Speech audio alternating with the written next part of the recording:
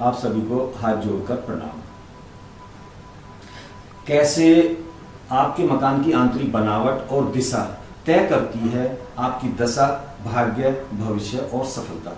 आइए चर्चा करते हैं कि यदि आपको लगता है कि आपकी सफलता में, आपकी जॉब के प्रमोशन में, आपके जॉब के सिलेक्शन में, आपके व्यापार में, आपके पारिवारिक रिश्ते, पिता पुत्र के रिश्ते में, पति पत्नी के रिश्ते में, प्रेम संबंधों में, कहीं पे भी, यानी कि जीवन के किसी भी के क्षेत्र में अगर कहीं पे भी कोई कमी आ रही है तो आपको एक तो मेरी बात अब ये पूरी सुननी चाहिए, ये पूरी वीडियो देखनी चाहिए। आपको आपकी समस्या का कारण मिल जाएगा और उसका समाधान भी। आइए इस पर चर्चा करते हैं कि यदि आप कोई प्लॉट ले रहे हैं या अपना कोई मकान बनाने जा रहे हैं या आपका बना बनाया मकान है, तो उसमें ऐसे कौन से कारण हैं जिसकी वजह से आपको जीवन में अनेक समस्याओं का सामना करना पड़ता है। मान लीजिए ये आपका भवन है, तो भवन की आंतरिक बनावट यानी कि आंतरिक अंदर क्या क्या होना चाहिए। जैसे आपकी सीढ़ियां हैं, आपका किचन है, आपका टॉयलेट है यानी फ्लैश है, आपका मंदिर, मेन गेट, सेफ्टी टैंक, ये आंतरिक बनावट में आते हैं। अगर इसमें कहीं पे भी दोष उत्पन्न हो गया तो आपके जीवन का सभी क्षेत्र अलग अलग करके प्रभावित होंगे। उसके बाद में दिशाओं के संबंधित दोष हो जाते हैं, इनकी उत्तर, दक्षिण, पूर्व, पश्चिम, इन दिशाओं में कहीं दोष है, ढाल किधर है, कहीं कट तो नहीं है किसी कोने में, और बहुत सारी चीजें जिसकी चर्चा हम अभी आगे करेंगे। तीसरा आता है कि अगर आपका जो मेन गेट है वो कहाँ पे होना चाहिए, अगर वो सही जगह नहीं है तो उसके कारण भी व्यक्ति को बहुत सारी समस्याओं का सामना करना पड़ता है। तो सबसे पहले चर्चा करते हैं हम घर के मुख्य द्वार की, कि मुख्य द्वार कैसा होना चाहिए, कहाँ होना चाहिए। एक तो मुख्य द्वार की जो स्थापना है वो अपनी सही जगह पे होनी चाहिए। जैसे ज्यादातर लोग क्या करते हैं कि जो मकान के कोने होते हैं वहां पे आपका मुख्य गेट वहीं पे बना देते हैं, जबकि ऐसा नहीं होना चाहिए। यानी कि मुख्य दरवाजा आपका बिल्कुल सही जगह पे होना चाहिए, और जब मुख्य द्वार की स्थापना हो रही हो यानी कि उसकी जो चौखटें रखी जा रही हो तो वो शुभ मुहूर्त में ही रखी जानी चाहिए। मुख्य द्वार अन्य द्वारों से बड़ा होना चाहिए, वो जो दूसरे अन्य घर के दरवाजे हैं वैसा नहीं होना चाहिए। तीसरा, 3 दरवाजे एक साथ एक सीध में नहीं होने चाहिए, और ना ही दरवाजे के ऊपर दरवाजा नहीं होना चाहिए, नहीं तो उससे अनेक समस्याओं का सामना करना पड़ता है। तीसरा, मुख्य दरवाजा जो होता है उसके सामने कोई भी वेद नहीं होना चाहिए, कोई भी रुकावट नहीं होनी चाहिए। जैसे ना कोई वृक्ष होना चाहिए, कोई जैसे कोई खंबा है, गड्ढा है, कोई टूटा फूटा मकान है या चक्की है, या फिर आप सेफ्टी टैंक बन गया, तो ये सारी चीजें भी मुख्य द्वार के सामने नहीं होनी चाहिए, अन्यथा व्यक्ति को बहुत ज्यादा समस्याओं का सामना करना पड़ता है।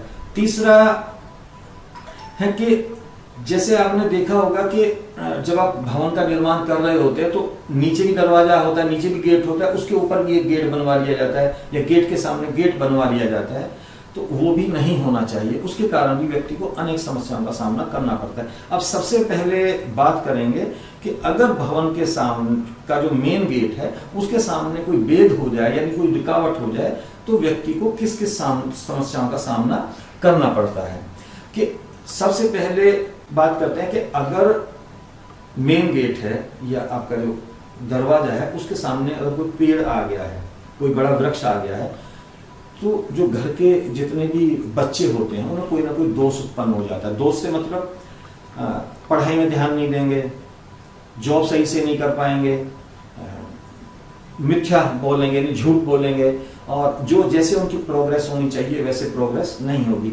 साथ के साथ जो परिवार का जो ऑल इन ऑल जो ऐश्वर्य है यानी सुख समृद्धि है वो आस्ते आस्ते कम होती चली जाती है, और परिवार आस्ते आस्ते लॉस की तरफ चला जाता है, और घर में बहुत सारी बीमारियां, किसी को डायबिटीज हो जाएगी, किसी को हार्ट की प्रॉब्लम हो जाएगी, किसी को दूसरी समस्याएं हो जाएंगी अगर घर के सामने कोई वृक्ष आ जाता है। तो सबसे अच्छा तरीका है कि अगर ऐसा कोई वेद हो गया है तो उसको वहां से हटवा देना चाहिए, या यदि आप कोई नए भवन का निर्माण कर रहे हैं तो आपका दरवाजा सही जगह, ऐसी जगह स्थापित करें कि जहां वो वेद ना हो। दूसरे आता है कि जब आप भवन का निर्माण करें या जहां आप रह रहे हैं उसके सामने कोई मंदिर नहीं होना चाहिए।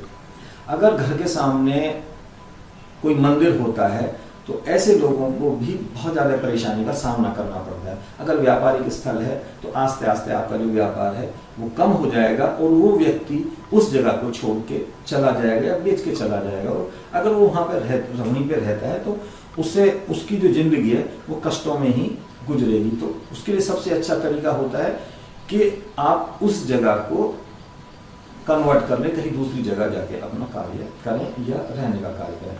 तीसरा आता है कि अगर घर के सामने या आपके जो मुख्य द्वार है उसके सामने कोई खंभा, यानी कि जैसे बिजली का खंभा है, कोई बड़ा पोल आ गया है, तो नहीं होना चाहिए। अगर ऐसा है तो घर के रहने वाली जो महिलाएं हैं, जो स्त्रियां हैं, उनको परेशानी होती है। अगर एक से अधिक महिला रहती है तो उनमें विवाद रहता है किसी न किसी कारण को लेकर। उनको पेट से संबंधित बीमारियां, यूट्रस से संबंधित बीमारियां, और जैसे प्रोग्रेस होनी चाहिए परिवार की वो प्रोग्रेस नहीं होती है। अब अगर हम एक शब्दों में कहें तो ऐसे लोगों को दुर्भाग्य आके घेर लेता है और वो परिवार आस्ते आस्ते कितनी भी मेहनत करने के बाद में जैसी उनको तरक्की करनी चाहिए वो नहीं कर पाते हैं। घर के बच्चे परेशान रहते हैं। तो कुल मिला के सारांश ये है कि घर के सामने कोई भी खंभा दोष कारक माना गया है।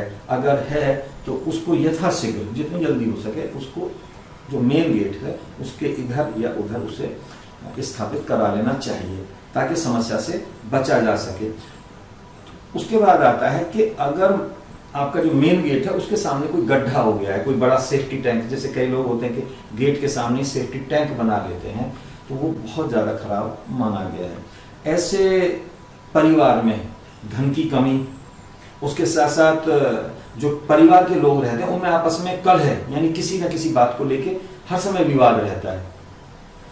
एक दूसरे से बात करने से कतराते हैं, मनमुटाव रहता है, और जहां मनमुटाव रहता है वहां से जो लक्ष्मी है वो अपना स्थान छोड़ के चली जाती है। तो इसलिए अगर घर के सामने आप में कोई सेफ्टी टैंक बना रखा है तो उसको जितनी जल्दी हो सके वहां से स्थापित दूसरी जगह स्थापित करा देना चाहिए। अन्यथा जो घर की समस्याएं हैं वो कभी भी पीछा नहीं छोड़ती हैं। उसके बाद में अगर घर के सामने कोई टूटा फूटा मकान है तो वो भी अशुभ माना गया है। ऐसे परिवार जिनके सामने टूटा फूटा मकान या कोई बहुत ज्यादा पुराना मकान है उसमें कोई नहीं रहता है, तो वहां पे भी ऐसे समझ लीजिएगा कि जो प्रोग्रेस है वो प्रोग्रेस स्थिर हो जाती है। धन की कमी रहती है, आप कितना भी कमा लीजिएगा, आपका जो बैंक बैलेंस है जैसा आप चाहते हैं वो वैसा नहीं हो पाता है। तो कुल मिला के मेरा कहने का सारांश ये है कि घर के सामने किसी भी तरह की रुकावट या आपके मुख्य दरवाजे के सामने किसी भी तरह की जो रुकावट है वो अशुभ मानी जाती है। जब आप कोई भवन नया खरीदें, कोई प्लॉट लें, तो इन चीज़ों का आपको ध्यान रखना पड़ेगा। साथ के साथ अगर आपने कोई मकान ले लिया है, अगर आप रह रहे हैं किसी भी भवन में, तो उसको जितनी जल्दी हो सके ये सब चीज़ें आपको वहाँ से हटा देनी चाहिए। उसके बाद में आता है कि अगर मेन गेट है आपका और वो अपने आप ही खुलता है, वो बहुत ज़्यादा अशुभ माना जाता है।